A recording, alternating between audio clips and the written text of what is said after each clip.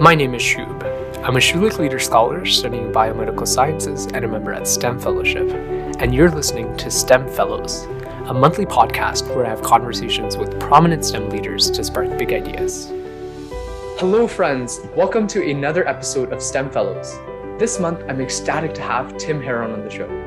Tim is a building leader and corporate strategist who has the innate ability to identify patterns within complexity, anticipate problems, and invent creative solutions for businesses. He likes to foster extraordinary relationships that positively impact productivity and revenue. Having succeeded in building relationships and motivating teams and boards of directors, Tim has watched these groups achieve personal and professional success. As a chair and natural coach, Tim is at his best when he can help others to realize their dreams. Tim, it's absolutely a pleasure to have you on the show. Thank you so much for being able to join me today. Thank you, Shub. I'm humbled and honored to be with you today. Awesome. Before we dive into our discussions, Tim, I was wondering if you just mind sharing a little bit about how you found out about the show, because I didn't reach out. You were the one who was you reached out to me. So maybe if you just mind sharing that story to everybody. Well, as I joined, and you'll hear a little bit more about my story of being part of STEM Fellowship and what I'm doing, especially with the board. And part of me learning about organizations is looking at different platforms, so I did a Google search, and also I love YouTube videos, and it just sort of came up about the one that you did an interview. The first one that I watched was the one with Harleen Clare. And I had just met her at one of the steering committees. And so I had an opportunity to know who the subject person was that you were talking to. And it was a lovely interview. And so I reached out to her and asked her a little bit about how she got involved in it and that. And so she said, well, why don't you reach out to Shub and just see if he's interested.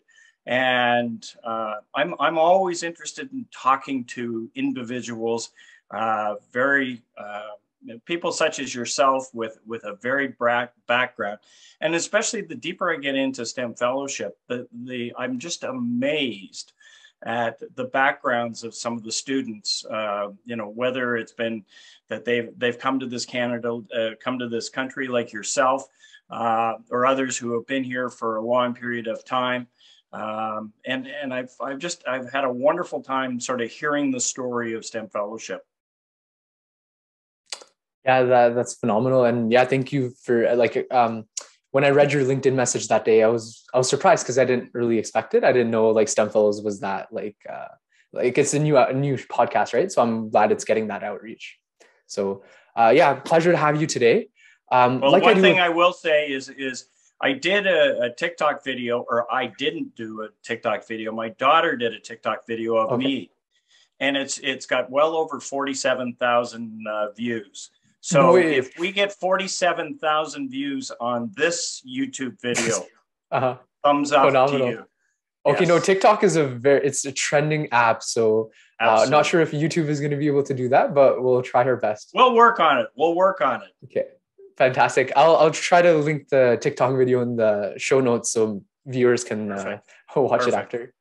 Yeah. And yeah, just like I always do with all the guests on the show, Tim, I'll start off with 3 questions.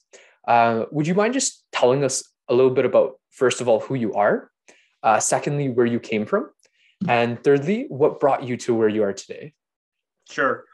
Well, I am the grandson of Clifford, Alice, Francis, and Maxwell. I am the son of Vernon and Susan. I am the father to Laura and Alex, and I'm also the husband to Linda. My extended family is in many countries around the world.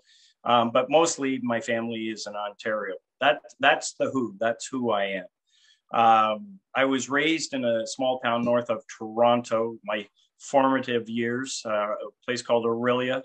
From there, I ended up at the University of Guelph and did commerce at the University of Guelph in hotel and food administration. And then for the last 22 years, for the last almost 40 years, I've been in the financial services business and financially related businesses. But also really where my passion was about 15 years ago when I got into corporate governance and working with boards of directors and sitting on boards of directors. And I've been involved with a number of charities, a children's charity, a governance charity. So I've done a lot of those things. The one thing I will tell you is I'm a storyteller. It was something that I learned from my father. And unfortunately, he passed away about 50 years ago. But over the last 45 plus years, I've been telling stories as a living.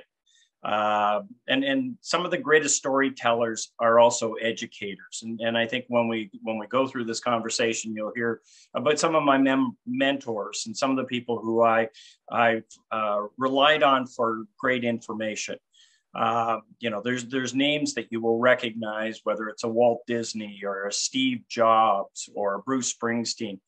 And the great thing about what's going on right now, Shub, is I believe that we're at a bit of a precipice here, is that we've gone through the last 40 plus years on a learning curve. And I'm very much a lifelong learner. So really, when you ask the question, what brought me here today, is I think it's a series of intentional meetings and unintentional meetings. But a lot of times I've sought out people and sort of reached out. LinkedIn has been a great source of meeting people. But how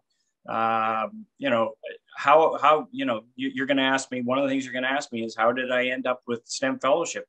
And it was an unintended consequences, but at the same time, it was 20 years of building a governance background and learning and knowing and understanding charitable organizations and boards of directors. And when an opportunity comes up, and that's what STEM was, it was an opportunity for me. So I reached out through an individual, and that's how we ended up. And it's a journey that I'm not sure where it's going to take me, but I can tell you so far, it's been a great ride. And how long has it been for, when did you first join SF and become involved? I was introduced to Dr. Nukovich in September of last year. Okay. Through a friend of ours, a woman by the name of Lucy LaGrasse, who was doing some work with Sasha, Dr. Nukovich. And so she introduced me to Sasha. I'll call him Sasha. I know you guys call him Dr. N. Everyone calls him Dr. N. And yeah. I call him Sasha because I guess of my age, and we're a little bit closer to age of each other. Anyway, so I reached out to him in the fall of last year with all the intention of assisting him on the charitable side of things. And then the next thing I know, I became part of the board of directors. When I started sort of peeling back the onion and finding some of the things that were going on, I made, usually what happens is you make a few suggestions and then they give you a title. And then the next thing I knew, I was the treasurer. And I think what you're going to find out is that when this video actually airs, is I will be the chairman of the board. And I've enjoyed the people that I've met, both at the charitable level, the people that Sasha has introduced me to, and especially, one of the things that I do is I go all in.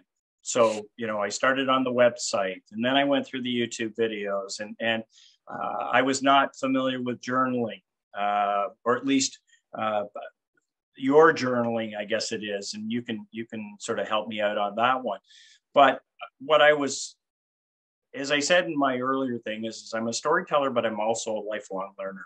And I recognized and you've had a number of guests, whether they've been a medical student or whether they've been a biomedical student or even your background. And I've jokingly said that when I walk into the room, the IQ goes down by 10 basis points or 10 points or something like that. I have a number of skill sets that over the last, 40 years that have gotten me to where I am today. And I see the youth moving forward, and I see, people such as yourself and the ones that you have interviewed, and I'm in awe of the people of the background.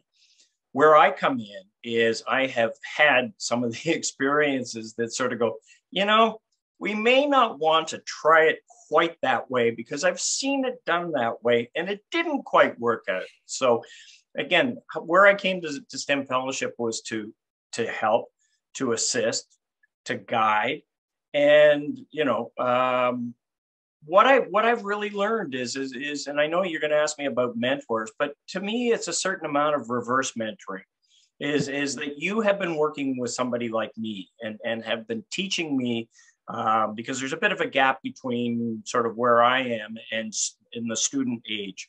I have two children, but they're a little bit older, in their 30s, and things are changing very quickly, and COVID has accelerated that.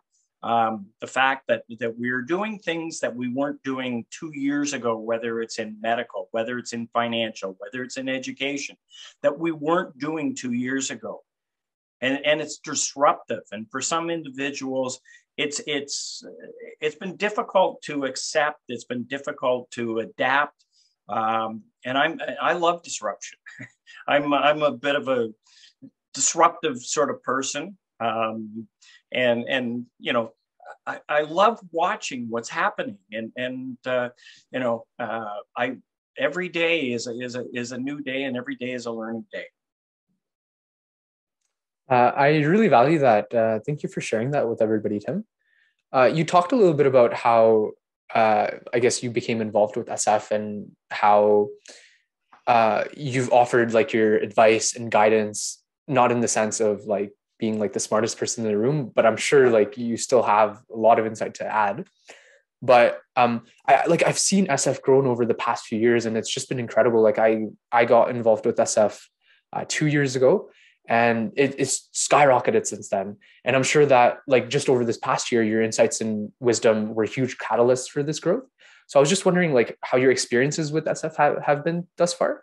Like, well, where exactly you talked about, you've offered your insight for like the website. Yeah. So I'll start off with a little bit of a story about sort of how I felt.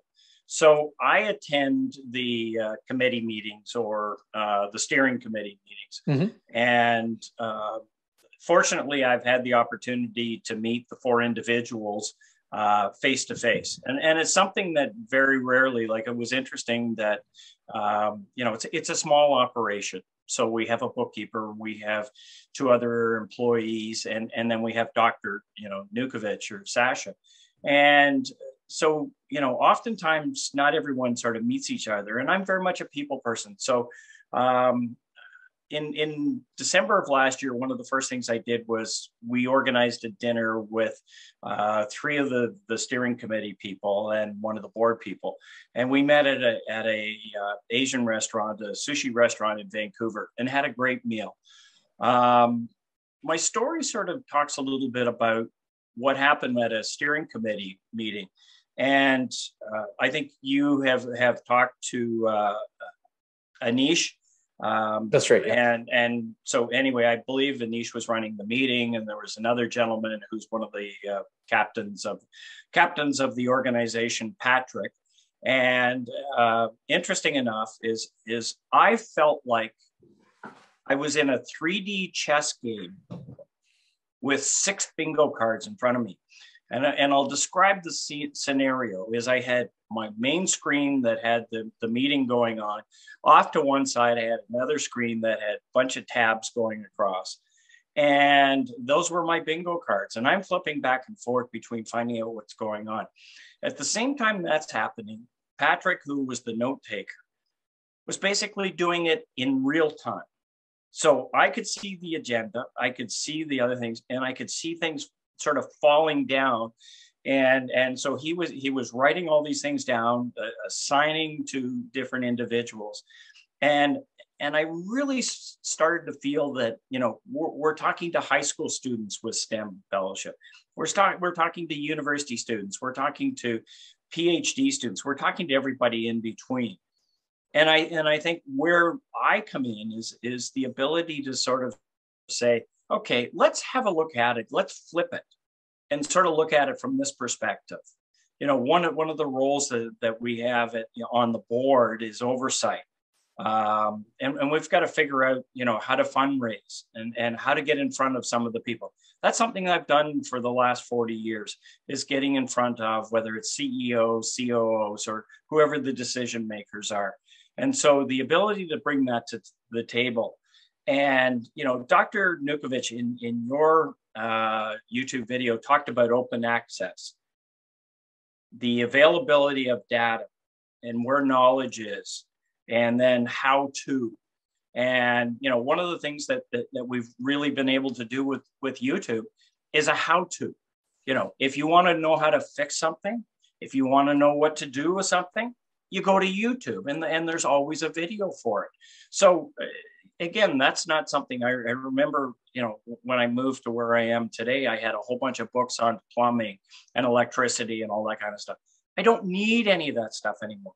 This bookshelf behind you, when we moved into this house, was full of legal books, things because my wife is a lawyer.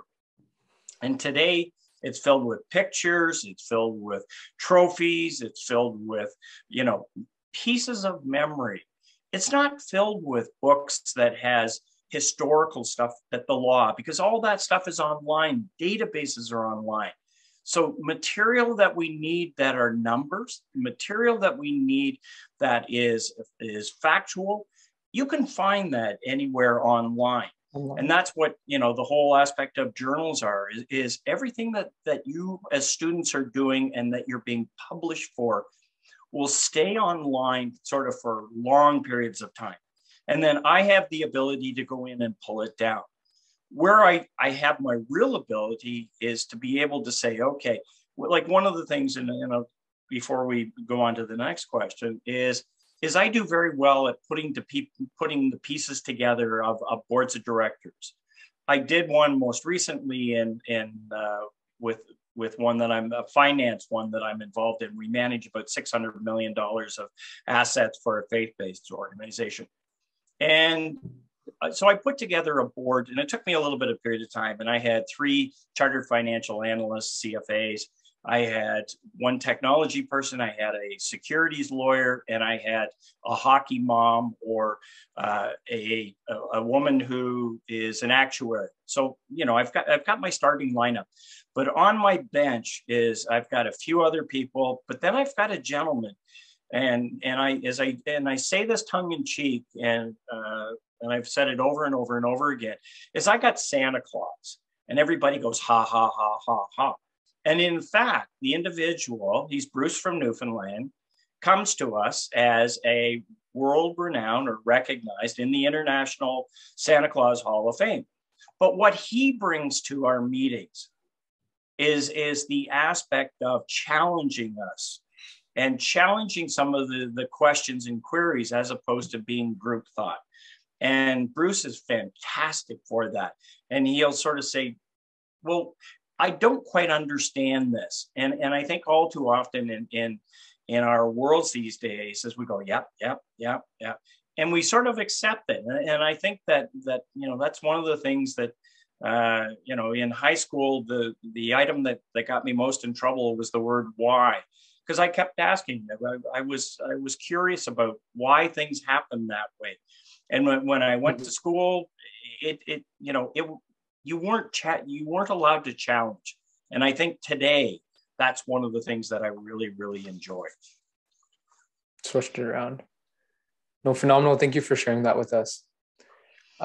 If you don't mind, maybe we can switch courses a bit from SF to. Sure. Yeah. Okay. So go right ahead.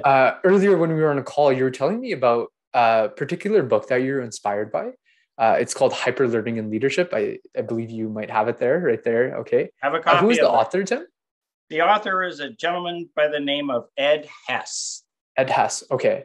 And it was that book that inspired you to create your own course, I guess, about hyperlearning and leadership.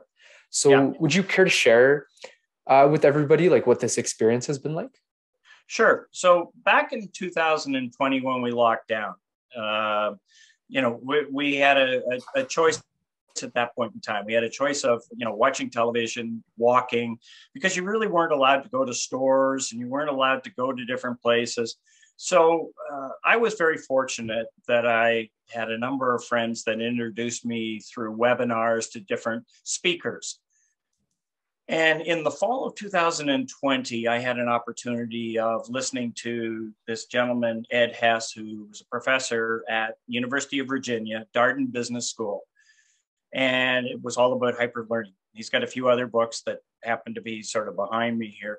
But I had an opportunity later. So I reached out to him, not unlike the way that I reached out to you. So I found him on LinkedIn and I reached out. I also found his phone number, and I really wasn't stalking him, but I was very interested in what he was talking about, the whole aspect of the way we learn.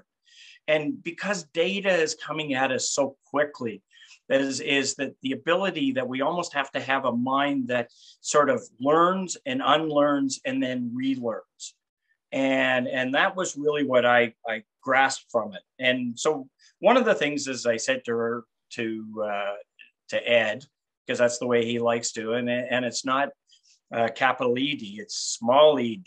So it's like, Anyway, I got to know Ed over a short period of time, and I attended a few of the other webinars that he did. But the whole thing was, I said to him is I'd like to build my own course, and I wanted to sort of build it around hyperlearning and strategic leadership, because leadership is another area that I have interest in, and I think there's some lacking that's going on. That a whole bunch of, and that's another story. So I used articles that he had produced and other professors at business school there. I used YouTube videos, which were just fantastic. And so there was a lot of interviews that he had done with other scholars, with other organizations. And so I used those. And then there was a number of papers that he had produced over the last number of years. And so with that, I sort of started writing out a mini syllabus, a Timibus, I guess you would almost call it. And he talked about the management of people and how you treat people. And then, we're all in this together, and then you have to anticipate. And that's one of the things that I'm also very proud of. You talk about superpowers, and I jokingly say is I can see around corners. And oftentimes, Shub, is I like to think about what's possible and what could we do if we had the, I've got to think in terms of being disruptive and seeing things as being disruptive.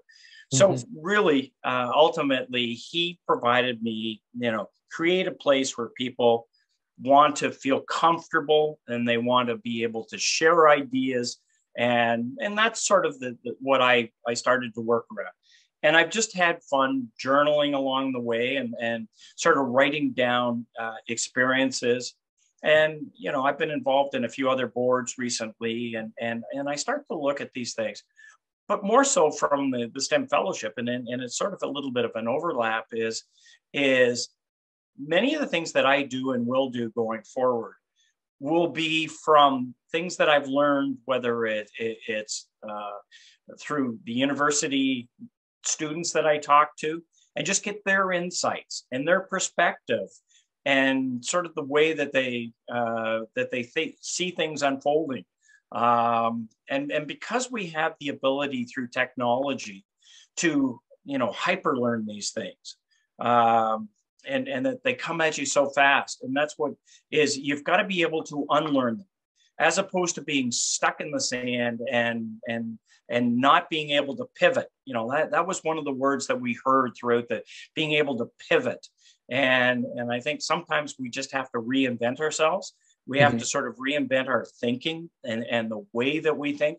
And whether that's on the financial side, whether that's on the healthcare side, whether that's on the educational side, there's so many different verticals that you could look at it. But there's also the crossover between all those different things. And so the hyper learning thing was just something that I found really interesting. And then I thought, okay, how can I build a business? How can I build a consulting business around this? How can I assist others in it? And that's sort of, what's led me to where I am today. And I know that we're going to have some challenges for the next few years, but at some point in time, when we all take off our masks and we feel comfortable of going out and not worrying about a pandemic, endemic, or, anything along those ways, is, there are a lot more possibilities, and my cup is way more full than it is empty. I can tell you that. So how long ago was it that you found out about this book, Tim? Like when was it? It was about 18 months ago. It was 18 months ago. So it wasn't a long period of time. As they say, I grasped a couple of other books that he had. Unfortunately, our library doesn't have them, so I had to reach out to Amazon and buy them on Amazon. But I was very happy to do so.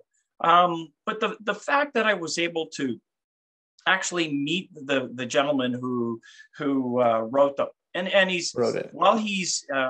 stepped back from his day-to-day teaching at the University of Virginia. He still posts blogs, and it's fantastic. It's some of the information is I look back on it, Shub, and I say, I remember these kinds of concepts from 20 years ago or 40 years ago. However, they're different today. And that's what the whole thing about the future is you've got to be able to sort of take what we see today and adapt it to, other ways of doing things. No, I completely agree with that. Yeah. And where can people find this course? Well, it's my own course. So there's no Coursera that you can go to. I created it because of interest. It was something that I thought, you know what? Every time you go into university, it's all sort of predetermined for you. And I made it a personal. I jokingly said to somebody last year, one of my goals for 10 years out is to start a university. Well, it's going to take me 10 years to start the university. And my mother says, what experience do you have in starting a university? I have none. But I start to look at things and say, well, how did Khan Academy come about? How did some of these other organizations come about that are online? And the fact that we can do these things online, and that you can have students from around the world, and whether they're Canadian, whether they're American, or whether they're Indian, or whether they're Ukrainian, it doesn't matter, because I've been fascinated. One of the other areas, we talk about creating my own course, is the Yale School has, past courses they have. Yeah. So I go in and I look at those and sort of go, so what aspects of that would be very helpful to me to keep my learning, on a continuum, and that I start to build it out, and I start to, and I have fun with it. That's the other thing is that I have a lot of fun. I remember showing up to one of Ed's, one of his lectures / webinars, and I seemed to be the only one asking questions, but we were having fun, and I'm the guy in the corner with the red checkered shirt on from Canada. Like I was living, breathing, what a Canadian was. And I not that I ever said A at the end of anything, but I sort of felt that there is so many ways that we can learn. And from experience of others, one of the things that I always enjoyed, and you and I had this conversation when I asked you about your past, and that's one of the things I like to learn how people, you asked me where I came from, and I've had a life of compounded experiences, and they've ultimately become a blockchain, and I don't fully understand blockchain, and I don't fully understand NFTs and DAOs and some of the other things. But I do know that if I can trust somebody, and if I get a good feeling about them, and they explain it in a way that I can slightly understand it, let's move forward. I really appreciated when you touched about if you're not having fun in what you're doing, then you really shouldn't be, I guess, continuing that or pursuing it. So I always like to keep that in mind and as well tell others. So I'm glad you brought that up. Absolutely. Absolutely. Yeah. Perfect. Yeah. Did you have anything else to add on to like the hyper learning and leadership, I guess, topic that we were discussing? It's something that's not going to stop. You know, we've started to see that the education system, you know, it has to start at the very bottom. We have all these very, very young individuals under the age of 10 who are digital natives. You know, think about when they came into this world and they were born with a pacifier in one hand and an iPad or, you know, something in another hand. And the way that they maneuver about technology just sort of blows us all away. And I look at it from the perspective of the opportunities that will come out of this as far as investments go. And, you know, I just sort of go, there's a heck of a lot of opportunity out there and I look forward to it. I don't know what it's going to be. I don't know where we're, you know, what we're looking at in 5 to 10 years from now. Mm-hmm. But at the same time, embrace it, you know, challenge it, and you know, make sure that you unlearn at certain times, and that's the thing that the book sort of talked to me about is that you cannot become so rooted and so stayed in the way that you look at things. And as I say, what we've gone through in the last 2 years has accelerated and hyper accelerated many of the trends that were out there. And I go into each year looking at what are the trends that we should be looking for? What are the trends in finance? What are the trends in healthcare? What are the trends in governance, boards of directors? And then I sort of go, oh, okay. And so I take one little nugget and that sort of stuff and I write it down into my journal and keep that. And I'm sure that that's all part of the compounding effect is that if I can pull out a nugget or I can pull out an arrow in my quiver and right. shoot it across the room and, you know, start a conversation about it. Awesome. Yeah. Thank you. Yeah, we can, I guess, keep moving forward. Sure. Again, one of the things that we were discussing earlier, you were telling me that you turned 65 last year. Congrats on the huge milestone. Yeah. And turning 65 is great, but you also told me that you did something called a 65 for 65. And it was really inspiring hearing about that. You said it was take on ESPN's 30 for 30. 30 for 30, yeah. Yeah. So like, what is that? What is the 60 for 65? Like, would you mind sharing that with everybody? Sure. And again, this goes back to, it goes back to the fall of 2020. And I was watching the Golf Channel. And I happened to see a gentleman by the name of Thomas Bjorn. And Thomas Bjorn was the Ryder Cup captain in 2010. He's a European golfer who's done extremely well for himself. And he talked about in the summer of 2020, he walked from London, England to Wales. And along the way, he carried, it was 240 kilometers, and he carried the Ryder Cup with him. So he took the Ryder Cup with him back to, and one of the reasons why he did it was, and same one of the reasons I did it was for charitable purposes. But I had, and I was, as I was sitting in the, you know, down in my basement in my office in the freezing cold of February of 2021. What am I going to do as a big hairy goal or something that I'm going to remember and something my family's going to remember? So I came up with this idea, 65 for 65. And I happened to have a t-shirt that we made up. Oh, I love it. So I involved all my family. I didn't tell my wife what we were doing at first, but I involved my son. So my son who lives in the West Coast, both my kids are in social media and project management. And so I involved my son. So my son, I said, look, I need a logo. So my son did he and a bunch of buddies did the logo. So they put the logo together, the Tim 65 for 65.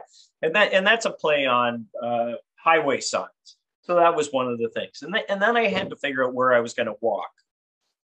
And when I was much younger, I worked at a resort just outside of Orillia, a fern resort. And so I sat there one day with Google Maps, and I started sort of trying to figure out where I was going to go if I had to go 106 or 107 kilometers. And I thought of a whole bunch of different routes, and I kept going different ways. I went around Toronto, that didn't work. And then I thought, well, I'll, go on a rail line that's no longer a rail line, that's a walkway path. That didn't work.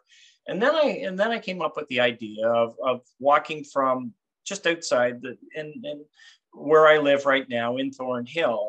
And I went over and measured it out and drove it out numerous times. And then I went from Thornhill Golf Club, and I drove, directly north of Newmarket into Bradford. And then I figured out, okay, we're going to do this over 2 days.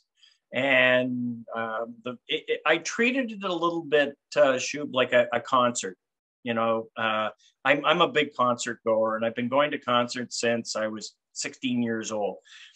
And my concert was a 2-day concert. Unfortunately, it wasn't like a Woodstock or that sort of thing where there was thousands and thousands of people.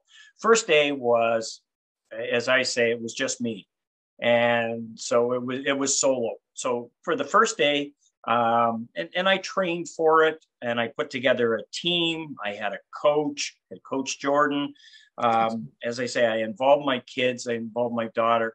I had my music coordinator, somebody who was doing my, so I had a playlist. I had a specific playlist for it.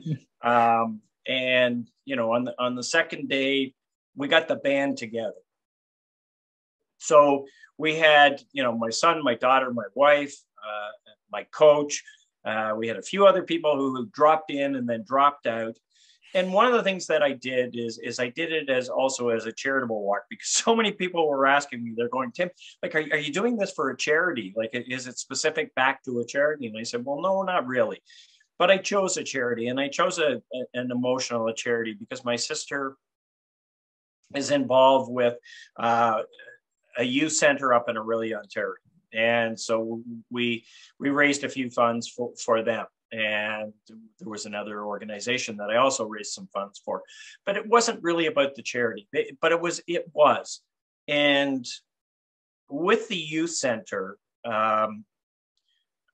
it allowed me to give back, and it allowed me to also involve the executive director, or the fellow who was organizing. He walked with us, and he walked with a 65-pound pack on his back when he walked. So he walked 10 or 15 kilometers with us, or miles with us. I can't remember which. He walked right to the very end. And the very end was at a place called Fern Resort, as I said.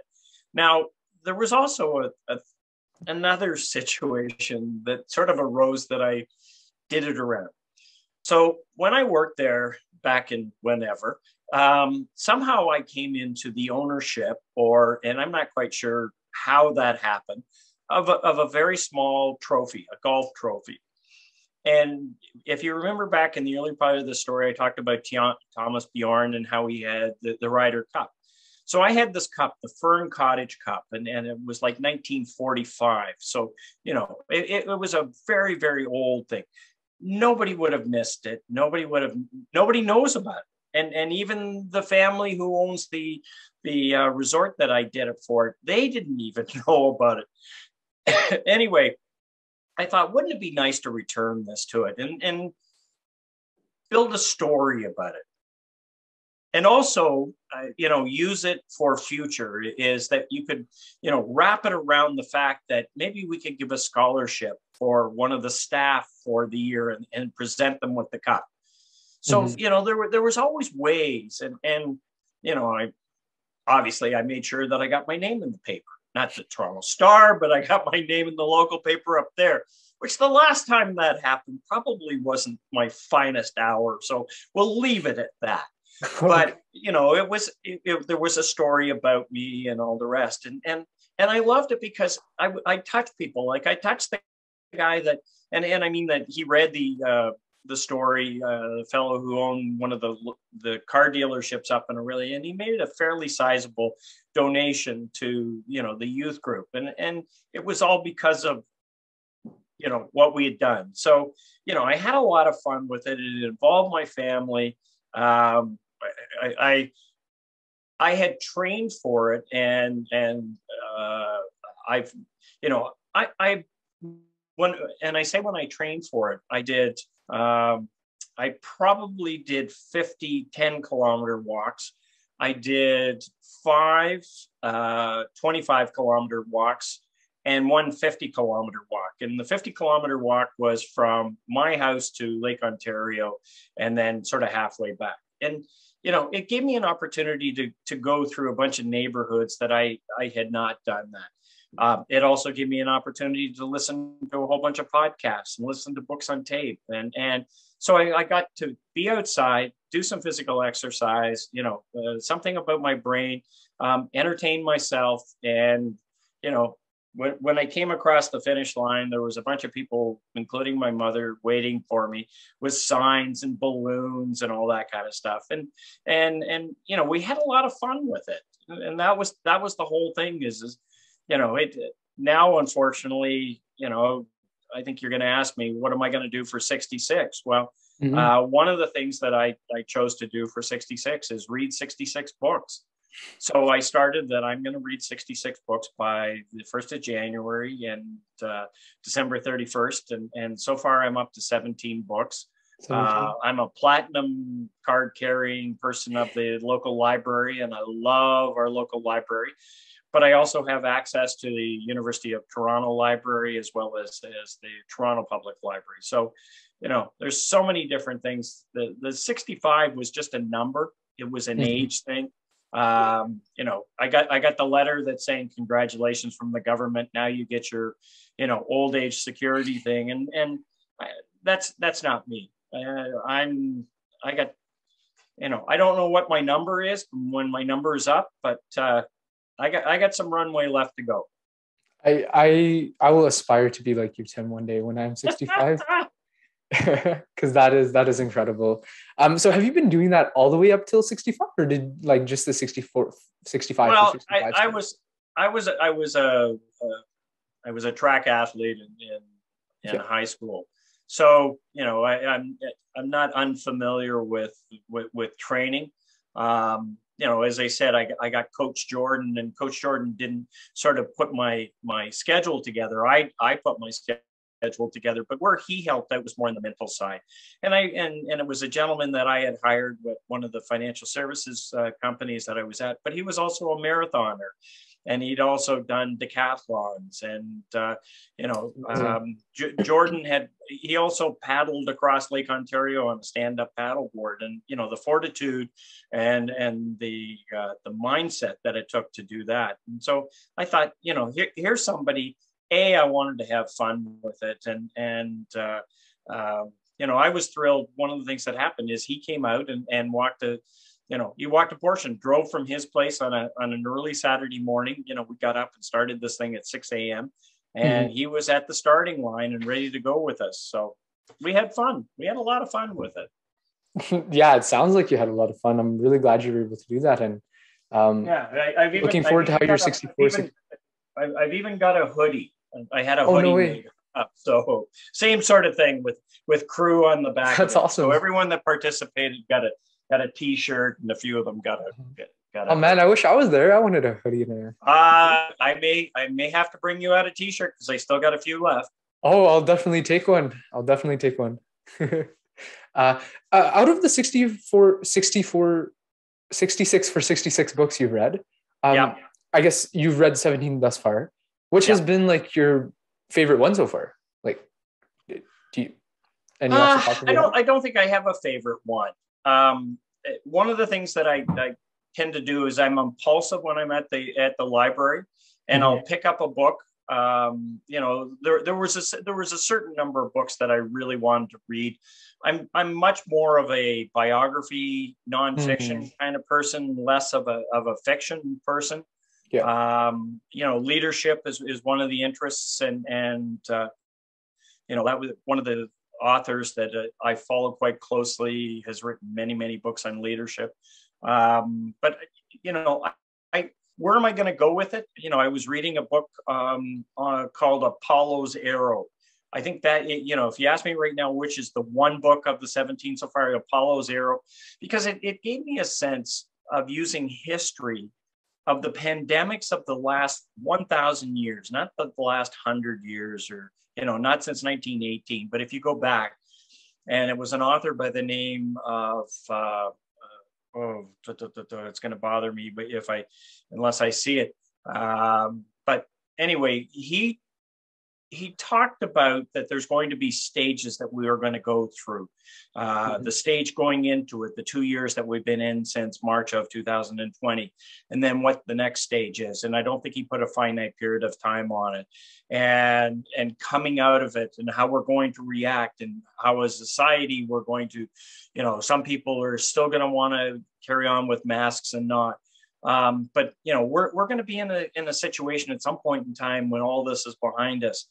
And if we go into what we went into X number of years ago, the roaring 20s, and, whether that's 25, 26, or 27, and, what does that look like? And what breakthroughs have we had in healthcare? What breakthroughs have we had in other science and climatology? And, some of the breakthroughs that we're going to get in technology, things that you're working on. The more that you fail, the more that you're getting closer to what the solution is. So if I go back to this book, I found it really interesting. The other thing I do, Shub, which is a little bit, yes, I do read the books. I may not read them cover to cover because I'll read, the first few chapters and obviously the last chapters. But I also go online and through YouTube, I'll see what interviews have been done with the author and get a sense of who they are and the historical background. And Google's got Google Talks, there's TED Talks, there's bookstores in the United States that invite these authors in to speak about it.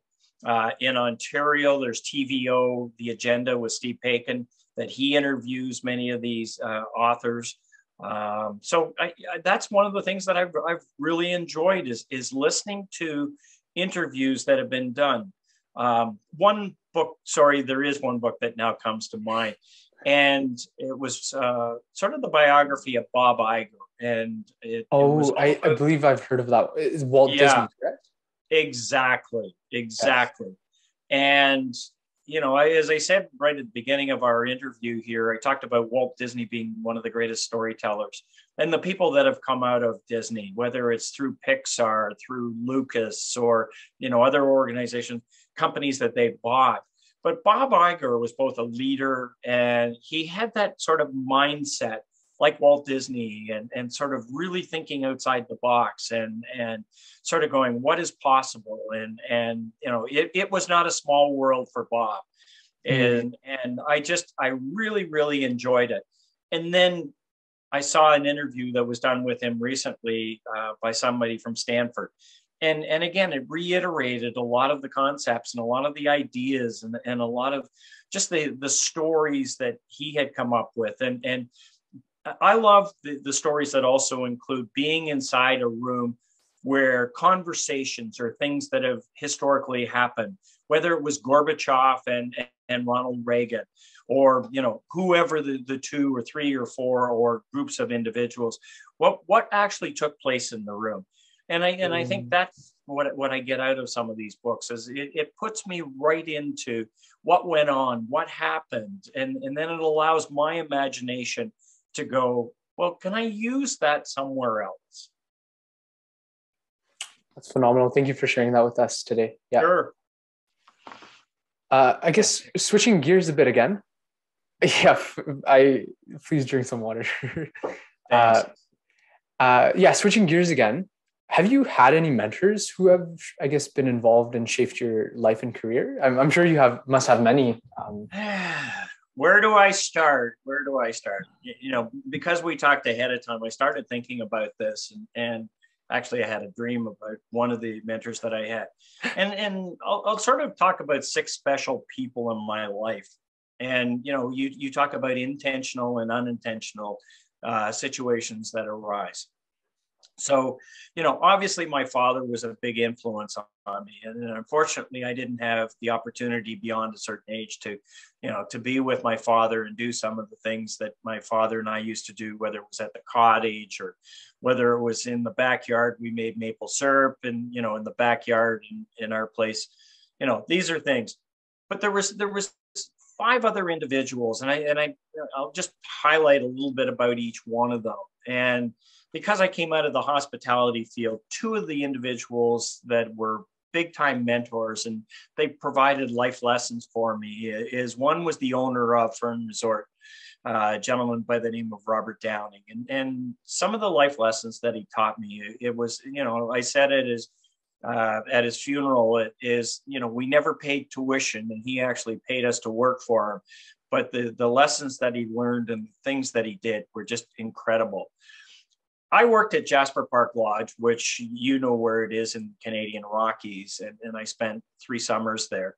And the gentleman who was the general manager of the place had a real influence on me. And again, is when I watched this gentleman, and he was very elegant. He was a German gentleman, but I think there was one situation that really sort of taught me a few things, and that was.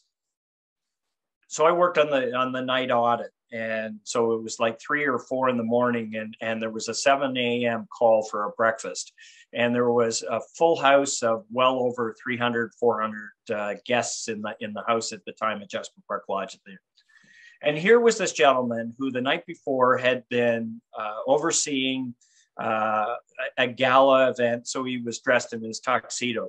And 3:30 in the morning, took off his jacket, put on one of the bellman's jackets or one of the other working jackets, and hung up his tuxedo jacket, and proceeded to vacuum rugs and vacuum areas, and was wiping things down and was getting it ready so that when our guests, and when the guests came in, they didn't see him doing it was done. And he was proud of the fact that this resort was under his tutelage. So that was the second person.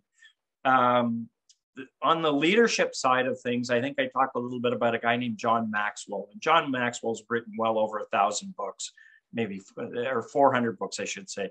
I guess I'm stretching it when I say 1,000 books.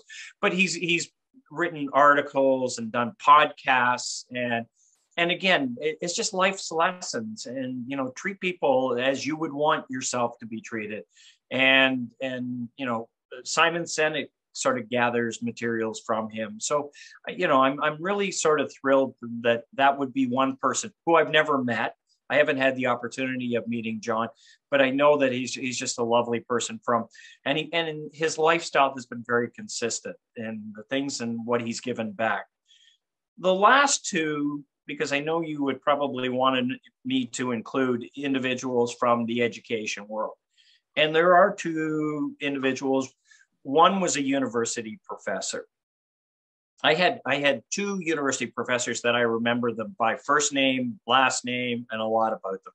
One was my organic chemistry teacher, because everyone had this one guy, and if you didn't have him, you were never going to pass. And he was like the crazy chemist, and he was just wonderful. And you remember, if you had Prokipchuk, then you got through. He would pull people through and make sure. The other one was an accounting professor, and I said the reason why I remember him is because he spent I don't know how many classes teaching us how to do our tax returns. Okay, we were university students, but he went through tax guides, and this was the beginning of accounting for me, and debits and credits and all that kind of stuff. But he was down to earth, and he wasn't an academic. He was a CA, or a chartered accountant, and had his own accounting practice. But just the way that he talked and the way that he shared with us, and he joked about it, and he was funny. So that was the last one is probably one of the people that has had the most impact on my life, other than my father. And it was a grade 11 math teacher.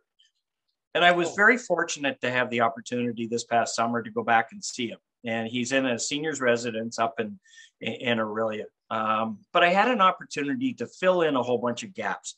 One of the first things I said to him is, I said, and his name is Ian McMillan. And so I said to him, Mac, because that's what everyone called him. He was Mac.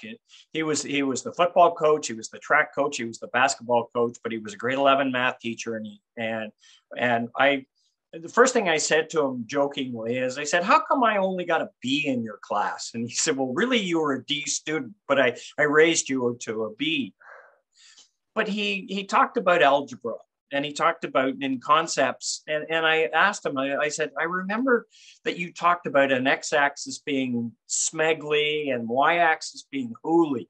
I said, where did that sort of come up with? Did you come up with that? And he goes, well, they were actually University of Toronto football plays. And there was a Smegly play and there was a Hooley play. So everything he did that he would plant a seed in your mind. And he did the same thing with basketball. He would draw these plays up for the things. And there was the Smegly play and there was the Hooley play.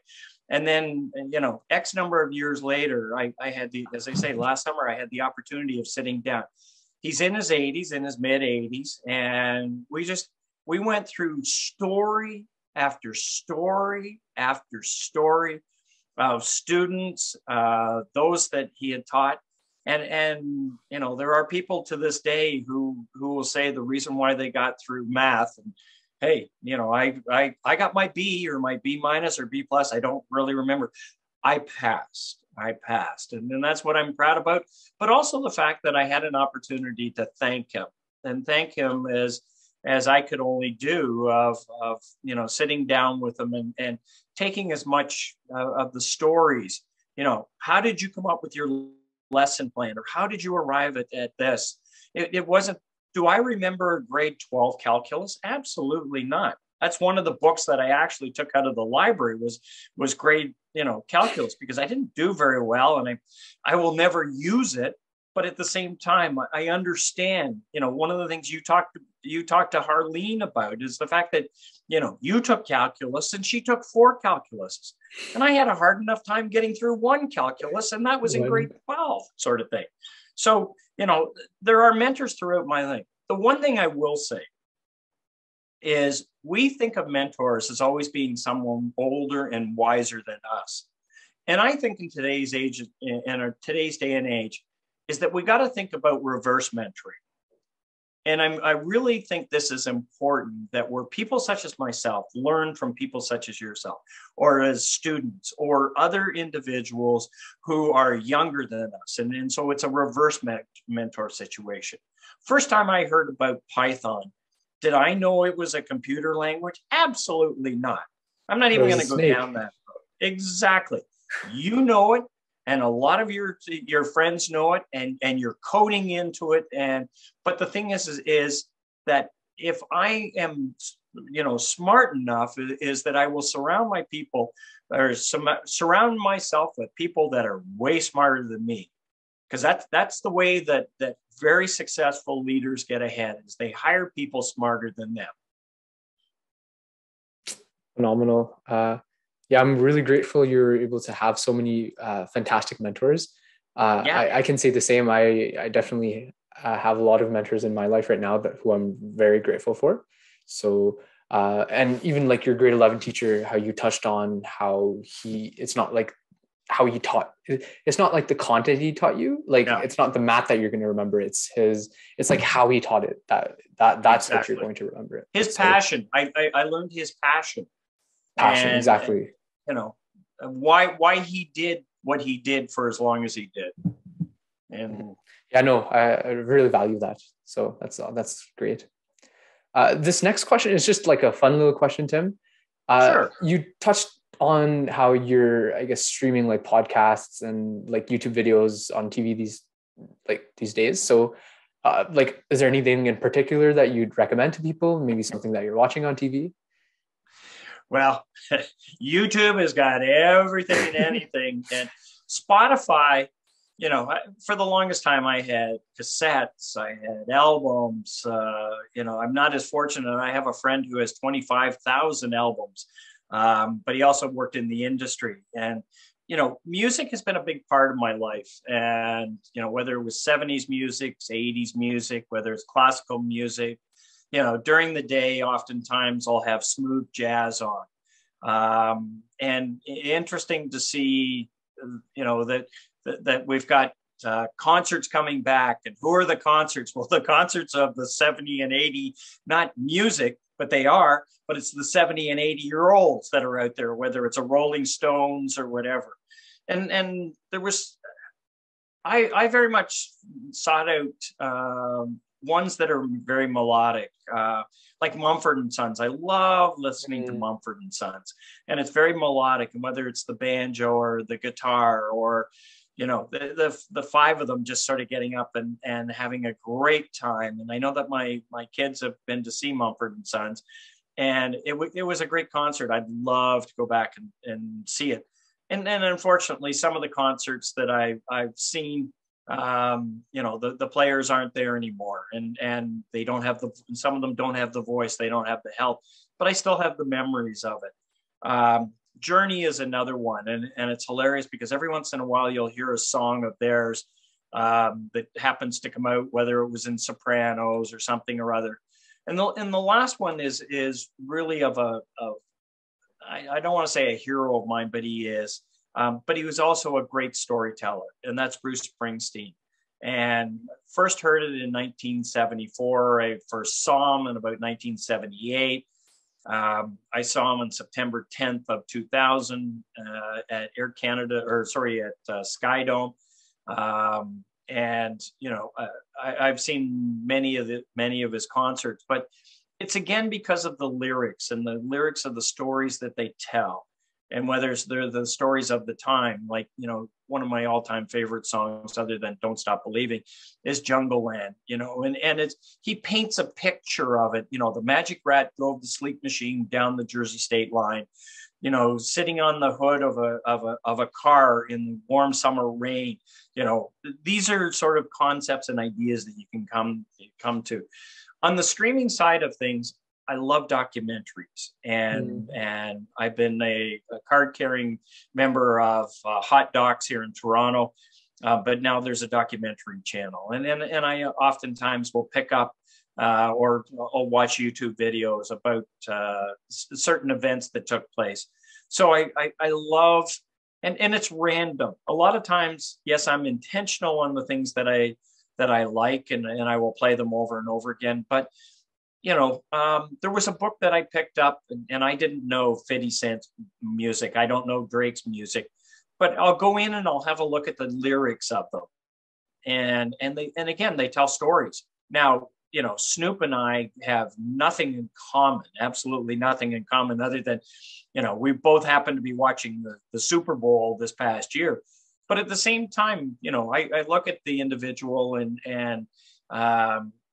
see the lyrics of it, and I love melodic stuff because I think it can calm you down, but it also can speed you up and have fun with it.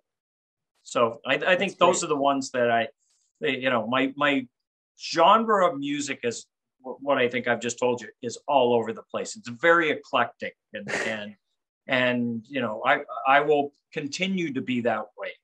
And whatever the next genre is, I'll listen. Yeah, I'll have to check those pieces out. I haven't heard some of them, so yeah, I'll do that later, and I'll leave it in the show notes as well for everybody else to check out. Sure. Yeah. Yeah, Tim, that is all I had for you today. Okay. I really appreciate you sharing your story with everybody here today. Did you have any final words of wisdom, pieces of advice that you'd like to leave with everybody? You always wrap these things up with, what it's, I think what you've just said, and what advice do I want to pass on? And I think wisdom is something that needs to be shared. It needs to be across many different lines.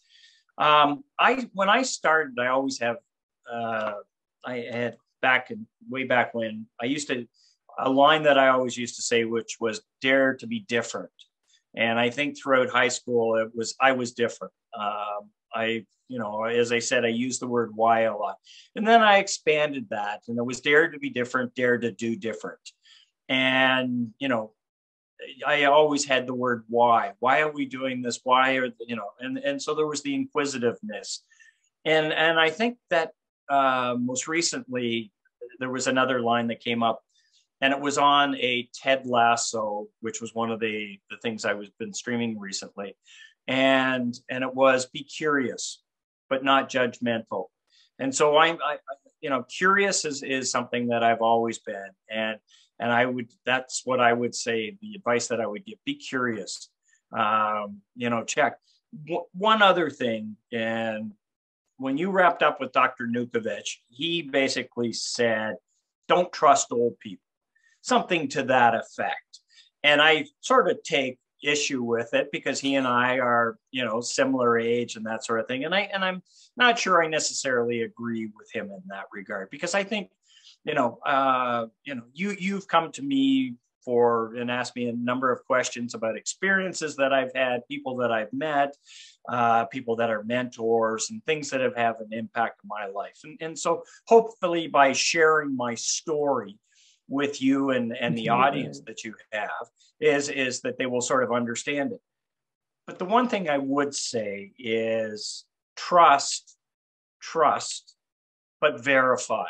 And that was something that Ronald Reagan, I think it's more of originally, I think it was a Gorbachev thing. And when it got translated into English, it was trust, but verify. So yes, we can be told, and we live in a world now, unfortunately, that there seems to be something called fake news and a lot of it. And oftentimes I don't know what is true and what isn't true. However, there are times when I just have to trust and trust things that people say to me and that they do for me. But I will also verify, and just to ensure that what I hear and what I understand is correct and is in my best interest and the best interests of those around. So if I can leave you with that, be curious, and trust. I think those are the two things I would like to leave your entire audience with. Tim, you really are a storyteller. Like that was incredible. I appreciated that so much. It was a pleasure talking to you today. Thank you so much for being able to share your experiences with me and everybody, your insights, wisdom. It was so valuable, and I'm sure it'll resonate with many people. Thank you so much. As I said at the very beginning, I'm humbled and honored to be in your presence today. And thank you. Thank you. Awesome. Have a great day. That's all for this month. Thank you for listening. If you liked this episode, please leave a review on Apple Podcasts. If you have questions or thoughts about this episode or just want to connect, I'd love to get an email from you at the email address that's listed in the show notes. Thank you again for listening, and I'll see you next time.